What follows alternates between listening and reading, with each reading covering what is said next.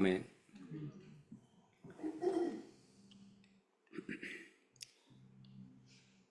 The book of James that we started a couple of weeks ago, we are in the second chapter. That I have told you before that the author James and the author of book of Jude, two brothers, were the half brothers of Jesus. That's what the historians are saying. And there's another James and Jude that are disciples, but they were the sons of another father. So they are not the same people who wrote this book. It says in the Bible. Book of James is very much of a practical book. It is called the Proverbs of the New Testament. The camera ain't working. Oh, thank you.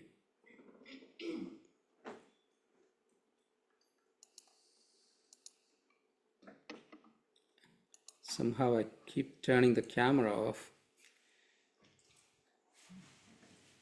Is it okay now? Good. Thank you. So it's called the Proverbs of the New Testament because it has words of wisdom and practical ways that he's suggesting us to live out our lives, how to live out our faith. Because the Christian faith is not just a belief. It is a practice, a practicing faith. It's not just a professing faith. It is a practicing faith. It is the way of life that Christ has shown us. So in this book, James is teaching us how to practically show our faith every day. And he's very tough in some words that he says that without actions or without deeds that you can show in this world, your faith is meaningless. In other words, our actions make our faith. And if our actions do not reveal what Christ has taught or what Christ has shown, your faith is pretty much counterfeit. You know, counterfeit currency. You take it to some place they may not look at it, but if you go to a bank, they definitely will catch you. So that's what the counterfeit faith is. We all like to be Christians, but if our faith is not genuine, it is meaningless. Our actions make our faith. It's also our identity as Christians. Every action, every word that we speak portray or reveal to the world who we are. When I was in my corporate job, they used to give us some personality tests occasionally, where we stand. I mean, our personality changes based on our age and circumstances periodically. So periodically they make us take some of the tests. Some of them was an identity wheel. The importance we place on our social identities, our priorities. It also includes our gender, race, economic status, education, religion, our country of origin, age, family structure, and physical ability. And all of these things defined together, many other factors also. Sometimes the same question repeats, and then you probably answer the opposite answer the second time because you forgot what you answered in the first time. So that's how they catch you, and they come to a conclusion about your personality, who you are. It's a good thing to have, to know how your personality is. But how much of that personality that we socially portray in this world is influenced by the faith that we have? If our social personality is not influenced by our faith, our social personality is counterfeit. That's what James is teaching in this book very thoroughly. God's children, under all circumstances, no matter what our social identities are, we are Christians, basically children of God. so that our way of living, our thoughts and our deeds, and our love and care for others will be in the forefront of our life every day. And faith and actions are like fire and heat. Fire produces heat. They go together. You cannot have one without the other. So if we have a fiery faith, there will be some heat that will produce out of that the world can feel that warmth. That is what James teaches us. So the counterfeit faith is very much that we need to be aware of. If someone says that he's a Christian and his actions do not support that, it is called a counterfeit faith.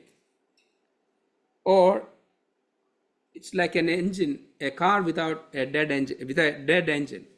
It doesn't get you anywhere. It's a beautiful car with like a nice logo or Mercedes Benz or what is the latest one? Audi, I don't know. The expensive car with a big body, beautiful paint, but the dead engine doesn't get you anywhere. So we may have a beautiful church or beautiful home, or we dress up nicely and portray ourselves to be beautiful people, but the engine is dead in ourselves without showing that it doesn't get us anywhere. So there are three different types of faith that James talks about in the passage that we read here today. One is a dead faith. He says that even if you don't have works that show your faith is dead. Faith that doesn't act is a dead faith, like a dead engine of the car that I told you. Then he talks about a second faith, a faith that we know by knowledge. And he calls it the devil's faith, because the devil knows about God also. We are not the only ones who believe in God. The devil also believes in God because he knows the power of God. That's an intellectual faith. So this is called the devil's faith, because the devil doesn't obey God, but people of God who believe in God will obey God. That's the difference. That's the devil's faith. Then the third faith is a useless faith, idle faith. You have faith, but you just don't live out that. You just don't care about it. So idle or useless faith is ineffective, vain, and empty faith. Because Jesus said, if you are my disciples, by the love that you show to others will reveal my love to this world. And he also said, you are the salt of the earth. And also you are the light of this world. The salt and light will have some effect on the circumstances or the environments they are in. Why do we add salt to anything? To get that flavor of salt. And also light. Light shines in darkness and bring light and brightness in the surroundings that light is. So light and salt that Jesus told us to be in this world has influence wherever we are. In a society, in a group of people that we interact with, in our families, in our schools, in our jobs. We have to have an influence. And that's important to have that. Genuine faith is not just an idle faith that just looks at outside from the outside, but that is involving faith. You get involved in the problems of this world. It's not blindly sitting and doing nothing. Real and authentic faith acts on reason, and it's using all available opportunities to show our faith in the circumstances that we are in. And he begins the chapters that we didn't read there, saying that do not show partiality to anyone. Genuine faith in Christ will show our love for others without partiality. Because in the times of those churches at that time, they were showing partialities to people. And even now, it is a reality. At that time, it was more the wealthy people who get preference in the church. I sometimes think that happens now too. If somebody like a famous celebrity or a rich man accepts Christ, it becomes a big news. But an ordinary person, a poor person accepts Christ, is not a big news. It's naturally it becomes because the world gets attention to the wealthy and the rich and the famous. But when it comes to church, we are all children of God together, regarding of you are wealthy or famous or rich or poor. Regardless of your background, we are all children of God, redeemed by the grace of God. Some of them have a very bad past, and some of us may not have that kind of past. But God has cleansed all of that through Jesus Christ and his sacrifice on the cross. And he made all of us righteous in front of him. That is one of the things that I like with our Holy Communion or the Lord's table. It's the big equalizer. Regardless of your height or weight or color or fame or rich, it doesn't matter. When you come to this table, we are all one people of God, children of God. That is what Christianity is all about. We are all one, so do not show partiality based on anything, and because that was a big problem in the churches at that time. James tells that the showing partiality also, they had issues based on appearance. How many times that we judge people on appearance? Sometimes, I'm guilty too on that. Somebody's way of dressing, or somebody has a little mark on their skin or something. Oh, he may not be a Christian. How do we know? I'm guilty on that too. But we are not to show judgment on people based on appearance. I read a story about a bishop who took a travel in a ship. So when he went to he had a cabin mate, and he didn't look right.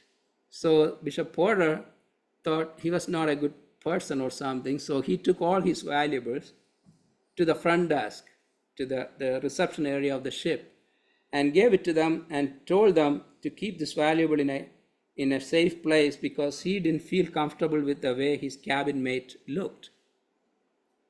And the office clerk took it and told him, before you came, your fellow passenger came here before and did the same thing with his valuables to keep it here. That happens to us even when we do not know. We cannot judge people based on appearance or wealth or any worldly things like that, because God looks at them as he looks at me, or each of us is looked as his child, his children here.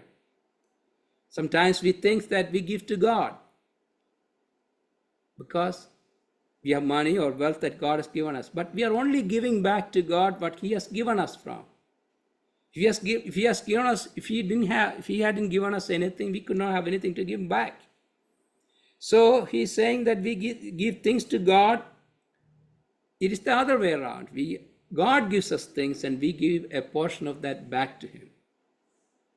God doesn't want your money because he has all the riches in this world. So rather than helping those who help themselves, God seems to be bending towards the people who do not or cannot help themselves. It's a common saying that God helps those who help themselves. You have heard that. But that's not really true. God helps those who cannot help themselves. That's you and me. We know that we cannot help ourselves, especially when it comes to freedom from sin and death.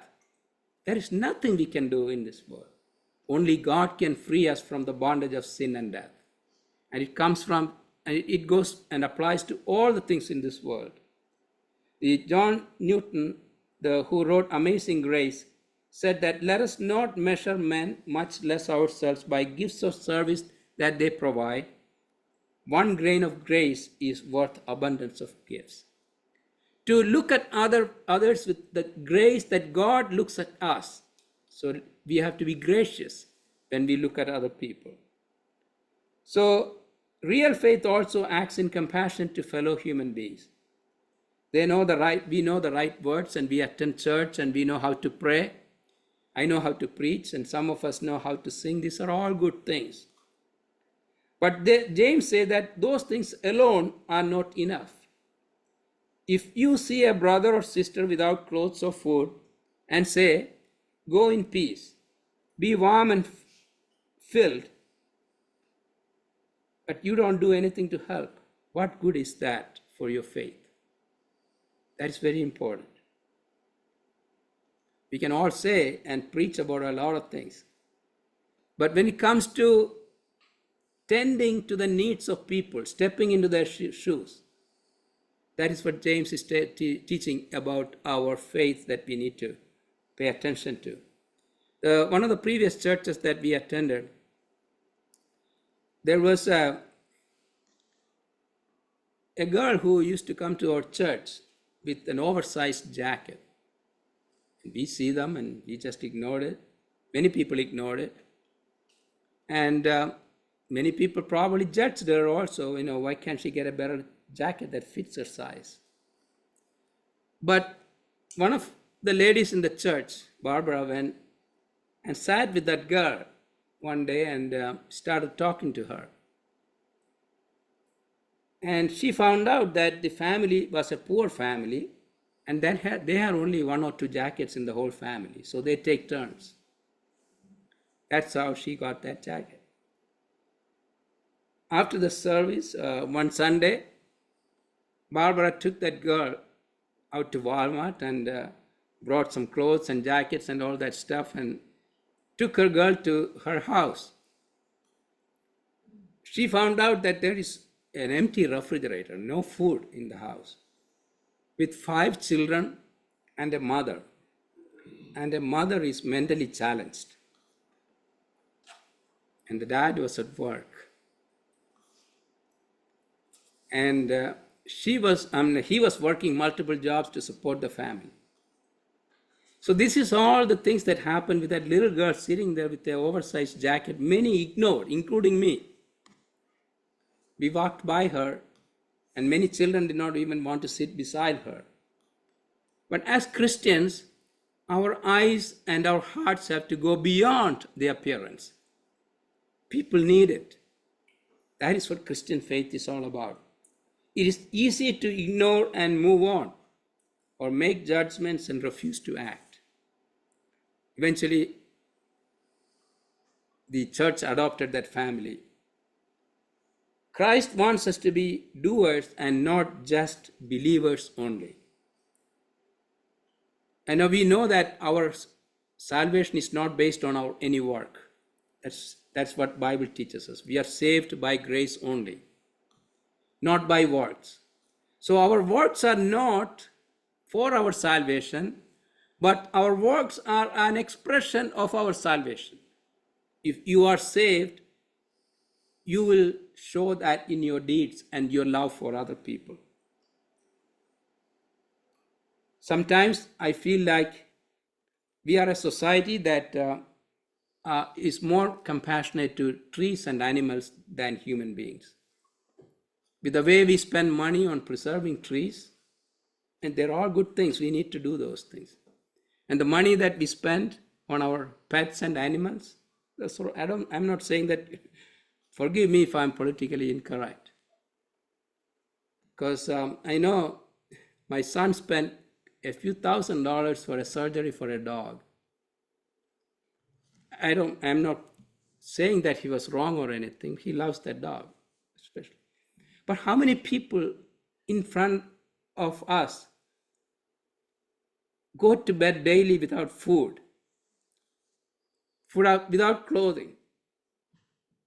And when you're spending thousands of dollars on preserving trees, we need to be checking ourselves on that. A rabbi from Israel traveled to Rome and wrote something. And it caught my attention. Rome is a place where you have all these big, beautiful buildings and statues and all of those that they preserve from ancient times, and they take care of them, and they are very good to see. So when he went around and looked at all of those are very beautiful, but in winter, some of those statues and pillars that they have outside there, they cover that with expensive blankets. because the frost might affect the stones. So when he saw that, and he walked around, and he saw a few people, homeless people, actually beside them with no clothes and no jackets. So he took some of those blankets and gave them to these people, and he got arrested.